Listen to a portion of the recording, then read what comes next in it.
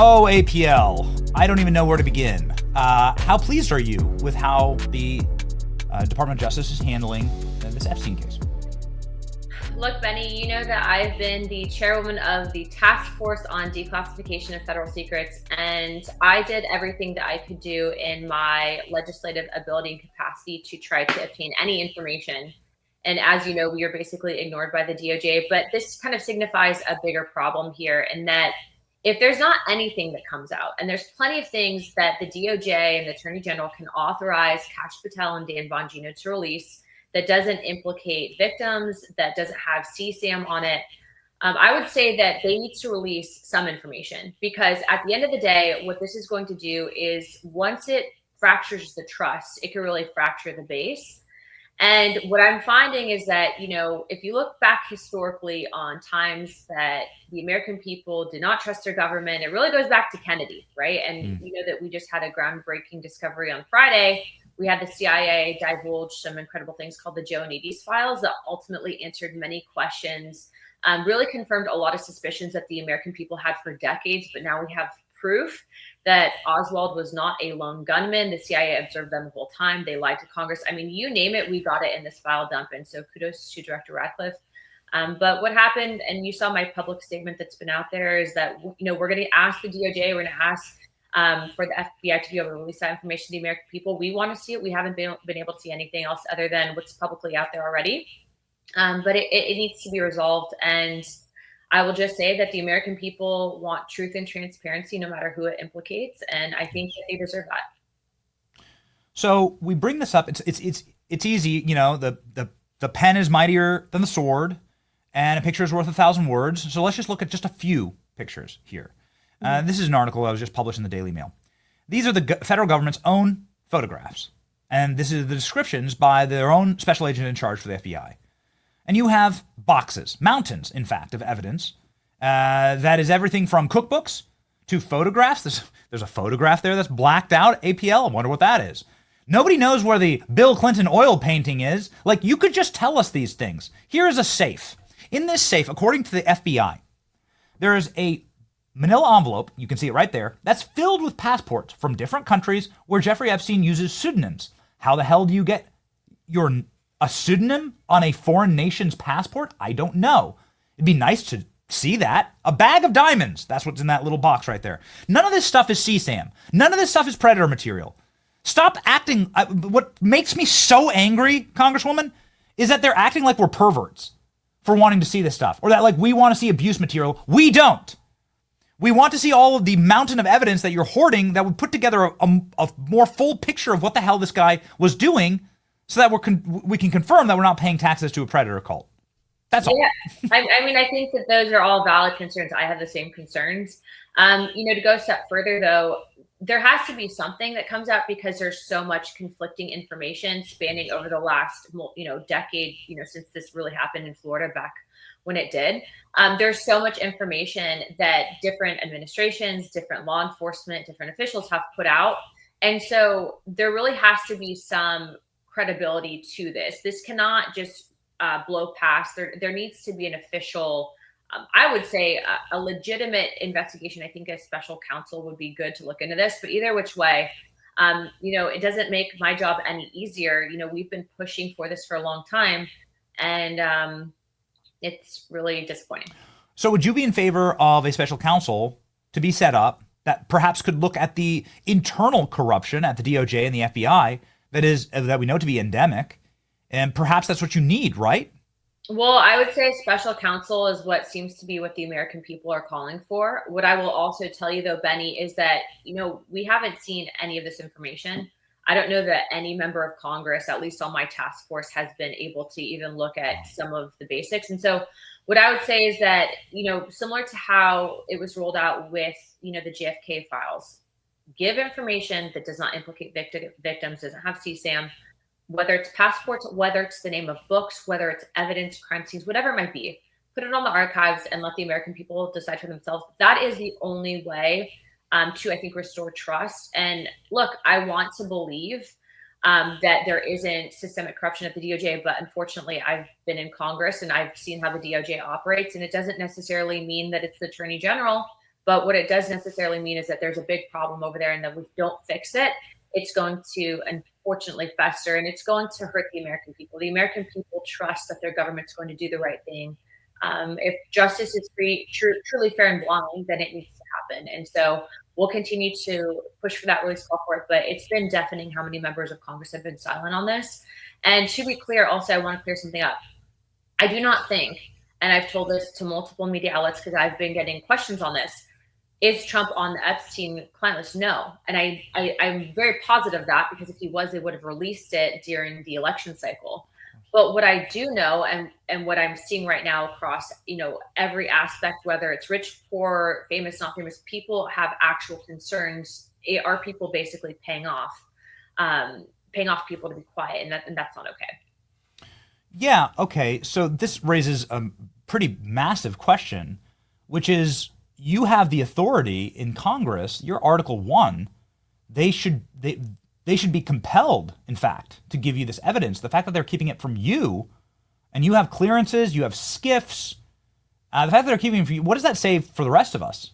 Well, it's very frustrating for us, obviously, but the one thing that I don't have on the task force is subpoena power and authority. And I think when I actually stood up the task force, you kind of saw it. So many people were like, oh, you're never going to release the files. You're going to gatekeep it. You're going to stonewall. It's like, guys, I don't actually control the declassification authority here. It's actually at the Department of Justice, and you're actually seeing that now. And I also need to clear up, because I know Dan and Cash, and I do think that there's information that they can release, but they cannot release any information if they don't receive permission from the DOJ. So there's some information that can be released from what we're hearing. They need to release that. I think to not is detrimental and only making this worse. I got a curious question for you, which is, this is such a winner with the base, right? Because, again, it is totally honorable to not want to pay taxes to a predator cult or people who protect a predator cult, right? So obviously we know that was going on. Ghislaine Maxwell and Jeffrey Epstein were found guilty of these crimes. This is not speculation. They were found guilty of these crimes. They were charged and found guilty. Okay, so that's what they are. They're predators. Why are more Republicans not speaking out against this?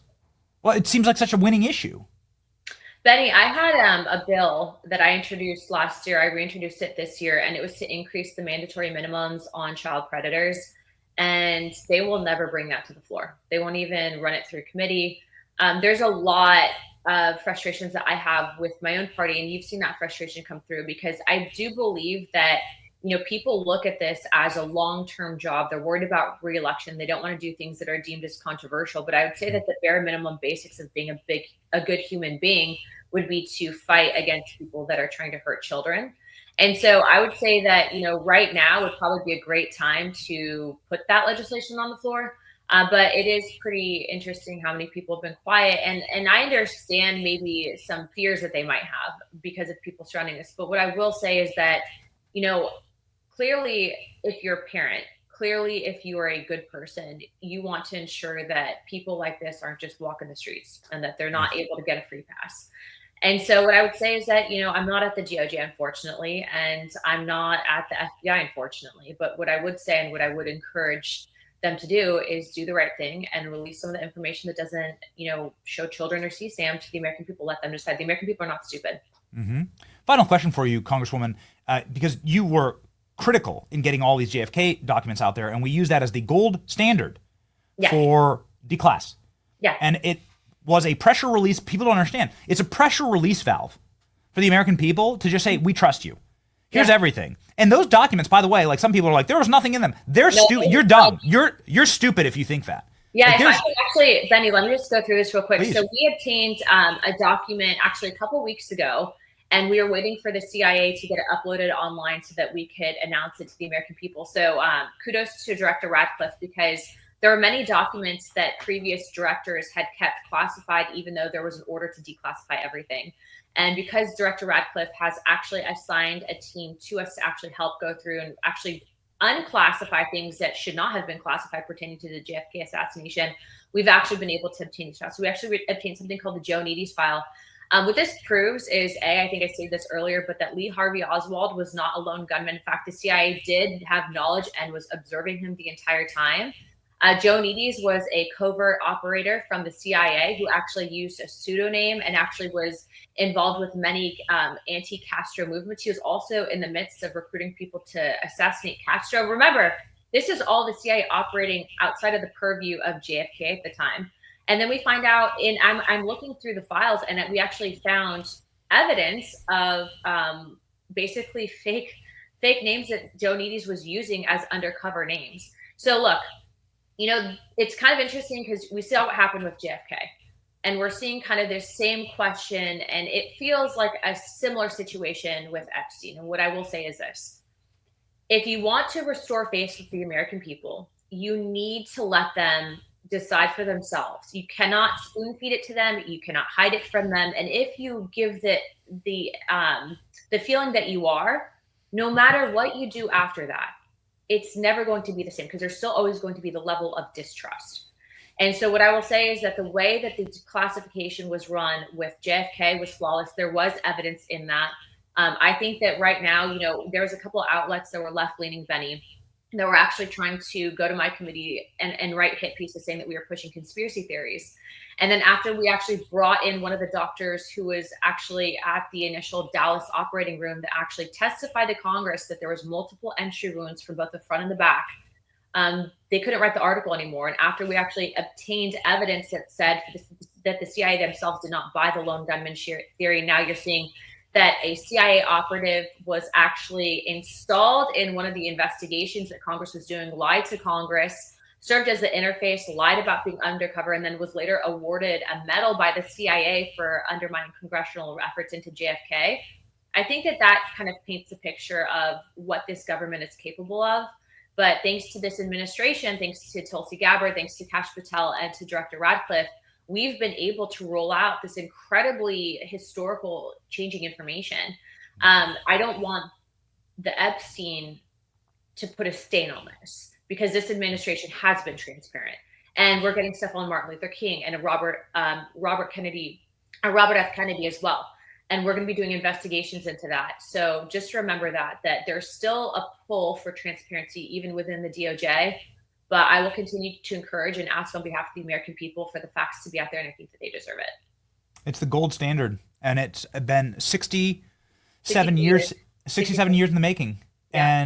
And no other government has released this. It is a massive goal. It is a massive credit and W for your committee, and also for the Trump administration. Yeah, had President Trump not gotten elected, because remember, we actually were able to even declassify stuff that Biden had ordered to be declassified that the CIA and the archives would not release. So this is covering down, going back from like Obama, Bush, Clinton, Biden, and now it was Trump's administration that was able to do this.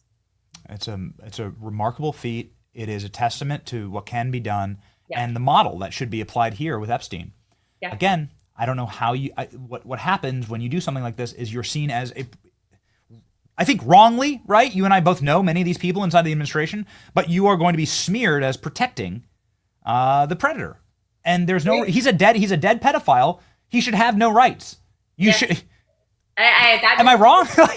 That needs to be a slogan: dead pedophiles, no rights. I mean, I will get behind that slogan. Okay, that's all right. What are we protecting here exactly? Right? Out with it. Okay. Well, Paulina Luna, obviously, you most likely already follow her, but if you're not, you should. She's going to cross 400,000 followers today right here on her official account on X. Probably one of the probably in the top 5 most followed members of Congress. Congratulations, Congresswoman. You're doing remarkable work. Godspeed. Thank you.